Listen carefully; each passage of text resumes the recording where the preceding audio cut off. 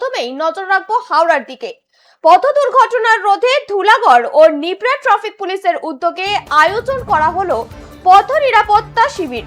হাওড়া আমতা রোডের সলভ বাজার থেকে কাটলিয়া পর্যন্ত সচেতনতামূলক র্যালির মাধ্যমে সাধারণ মানুষ ও গাড়ি চালকদের হেলমেট ব্যবহার, সিট বেল্ট পরা এবং ট্রাফিক আইন মেনে চলার বার্তা দেওয়া হয়।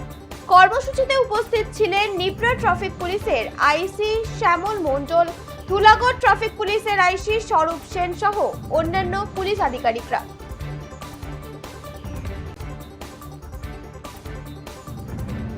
যেমনটা জানা যাচ্ছে, পথ দুর্ঘটনা রোধে ধুলাগড় ও নিবরা ট্রাফিক পুলিশের উদ্যোগে আয়োজন করা হলো পথ নিরাপত্তা শিবির।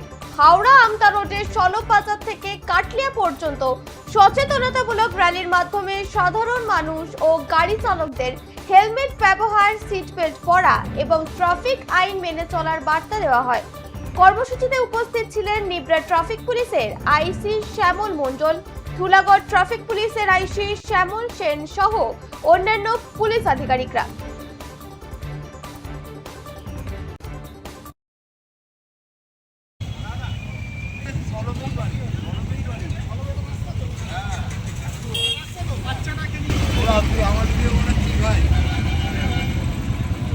ওটা দেখে তো লাভ নেই তাহলে